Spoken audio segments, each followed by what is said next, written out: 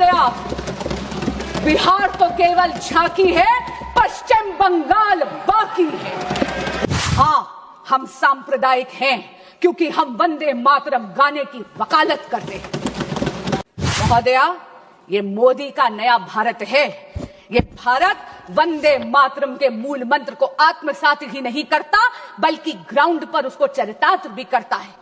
भगवा श्री राम का रंग है, भगवा क्रांति का रंग है, क्योंकि हो गई है जीत की तैयारी, आ रहे हैं भगवाधारी। वंदे मातरम सतत है, शाश्वत है, समृद्ध भारत की प्रेरणा है, विकसित भारत की आधारशिला है। वंदे मातरम के रस का भी मंत्र है। वंदे मातरम केवल एक जय घोष की नहीं महोदया, यह भारत में राष्ट्र आत्मा की अनंत प्रतिध्वनि है। भारत में राष्ट्रवाद एक राजनीतिक संरचना नहीं है, बल्कि एक आध्यात्मिक चेतना है, जहां भूमि एक भूखंड नहीं, मां के तौर पर देखी जाती है, जहां पर हम भारत को भौगोलिक सीमाओं में नहीं, संस्कारों में निहित देखते हैं। और यहां तक कि अगर हम आध्यात्मिक चेतना की बात करें तो ये सिर्फ एक कोइंसिडेंस या इत्तेफाक की बात नहीं कि 7 नवंबर 1875 में जब बंकिम बाबू ने जब वंदे मातरम की रचना करी, तो महोदया उस दिन अक्षय नवमी भी थी। अक्षय नवमी भारतीय संस्कृति का एक बहुत पावन और महत्वपूर्ण दिन है। ये वो दिन है जब भगवान कृष्ण अपनी बाल लीला समाप्त कर धर्म की स्थापना के लिए मथुरा उन्होंने प्रस्थान करा। आज मैं ये जरूर कहूंगी कि वंदे मातरम हमारा राष्ट्रगान, धर्म, कर्तव्य और राष्ट्र धर्म की साक्षात प्रेरणा कर्मयोगी भगवान कृष्ण से प्राप्त कर ही संचालित करता है। और इसीलिए पूरे देश को कश्मीर से लेकर कन्याकुमारी तक ये गीत एकता के सूत्र में बांधता है। सुजलाम सुफलाम मलयज शीतलाम शस्य श्यामला मातरम वंदे मातरम।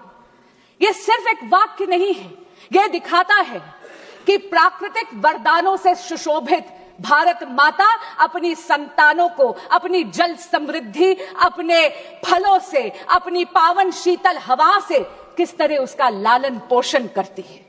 और इसीलिए महोदया, भारत माता हमारे लिए एक अमूर्त अनाम अवधारणा नहीं है, बल्कि मां दुर्गा, मां काली, मां लक्ष्मी, मां सरस्वती का साक्षात जीता जागता स्वरूप है, जो कि शक्ति, साहस, सौम्यता और ज्ञान का रूप है। आज विपक्ष के उपनेता ने एक बात कही, उन्होंने कहा कि कांग्रेस पार्टी ने कभी भी वंदे मातरम का विरोध नहीं करा। महोदय, मैं 2 पत्र आपके समक्ष सभा के पटल पर रखना चाहूंगी। पहला पत्र है जो कि तत्कालीन प्रधानमंत्री श्री जवाहरलाल नेहरू जी ने डॉक्टर श्यामा प्रसाद मुखर्जी को 1948 में लिखा था, 21 जून 1948 को। और मैं कोट कर रही हूं, अंग्रेजी में पढ़कर सुनाऊंगी ताकि किसी भी तरह की भ्रांति ना हो। उन्होंने कहा, personally I do not think Vande Mataram is at all feasible as a national anthem, chiefly because its tune, which does not suit orchestral or band rendering. Our national anthem has to be played by foreign orchestras all over the world. महोदया, अजीब सी बात है कि भारत की आजादी का ये मंत्र नेशनल एंथम इसलिए नहीं बन पाया क्योंकि तत्कालीन प्रधानमंत्री को यह लगा कि विदेशी ऑर्केस्ट्रा पर यह ढंग से बज नहीं सकता। ऐसा लगता है कि आजादी के बाद भी कांग्रेस पार्टी मानसिक रूप पर स्वाधीन नहीं हुई थी। दूसरा पत्र मैं सभा के पटल पर रखती हूं जो तत्कालीन प्रधानमंत्री श्री जवाहरलाल नेहरू जी ने तत्कालीन गवर्नर श्री प्रकाश जी को लिखा था 8 अगस्त 1949 को। और उन्होंने कहा, for my part I think it would be most unfortunate for Vande Mataram to be adopted as the national anthem. यानी व्यक्तिगत तौर पर तत्कालीन प्रधानमंत्री वंदे मातरम का नेशनल एंथम बनना दुर्भाग्यपूर्ण मानते थे। आज एक बहुत ही वरिष्ठ सांसद जो विपक्ष की तरफ बैठे हैं, वो एक दल के नेता भी हैं, उन्होंने हमसे एक सवाल पूछा। उन्होंने पूछा कि आप कितने सेक्युलर हैं। मैं पूछना चाहती हूं विपक्ष से, खास करके उस नेता से और कांग्रेस पार्टी से, कि धर्मनिरपेक्षता की आड़ में सांप्रदायिक ताकतों के आगे घुटने टेके कांग्रेस पार्टी ने, जिसने 1937 में त्रिदेवी यानी हमारी शक्ति की आवाहन वाले सभी छंदों को बेरहमी से वंदे मातरम से काट दिया, और आप हमसे पूछते हैं कि हम कितने सेक्युलर हैं।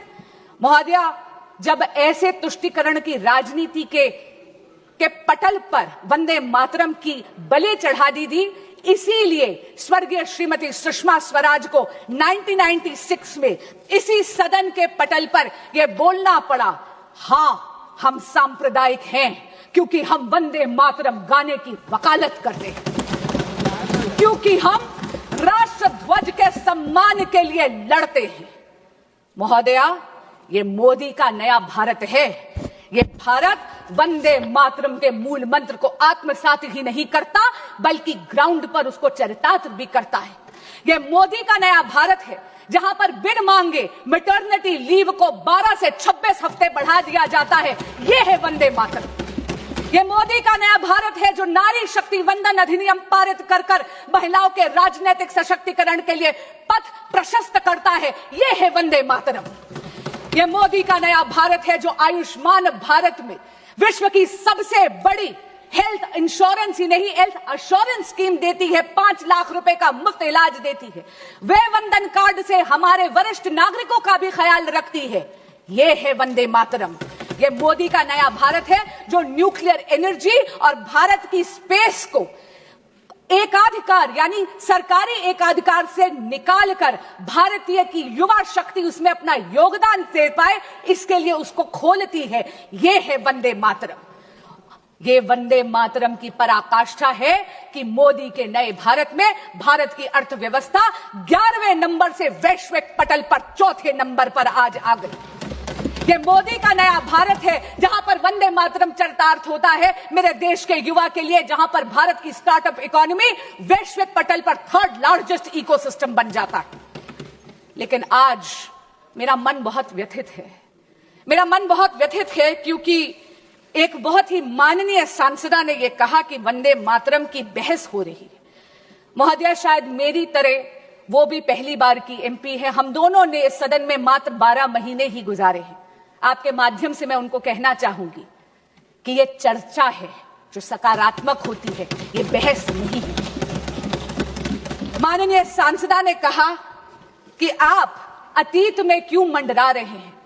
महोदया, मैं आपके माध्यम से कहना चाहूंगी कि जो सभ्यता अपने इतिहास को भुला देती है, उसका कोई भविष्य नहीं होता, क्योंकि इतिहास से यदि आप उसकी गलतियों से सीखते नहीं हैं, तो इतिहास वो गलतियां आपके लिए दोहराता है। आज उन्होंने कहा कि ये चर्चा एक चुनावी अमले में है, क्योंकि उन्होंने बंगाल के चुनाव की बात करी।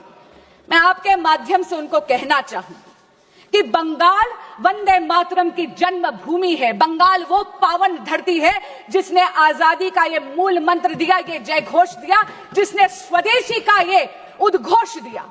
लेकिन आज बहुत गंभीर और चिंताजनक स्थिति में है मेरा बंगाल। क्यों?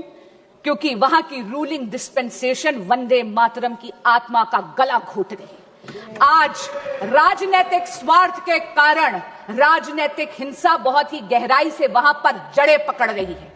पर आपके माध्यम से महोदया, इस सदन को और इस देश को मैं आश्वस्त करना चाहती हूं, भगवा श्री राम का रंग है, भगवा क्रांति का रंग है। और मैं बंगाल की जनता को कहूंगी कि बहुत जल्दी वो इस अराजकता से मुक्त होंगे, क्योंकि हो गई है जीत की तैयारी, आ रहे हैं भगवाधारी। महोदया, बिहार तो केवल झांकी है, पश्चिम बंगाल बाकी है। मैं अंत में अपनी वाणी को विराम देने से पहले आदरणीय प्रधानमंत्री श्री नरेंद्र मोदी जी का धन्यवाद भी करती हूं और अभिनंदन भी करती हूं कि उन्होंने वंदे मातरम की 150 साल की वर्षगांठ का 1 वर्ष का स्मरणोत्सव जो बनाया है, इससे उन्होंने भारत के युवा को पुनः अपनी धरोहर से जोड़ दिया है। महोदया, वंदे मातरम सतत है, शाश्वत है, समृद्ध भारत की प्रेरणा है, विकसित भारत की आधारशिला है। वंदे मातरम। बहुत बहुत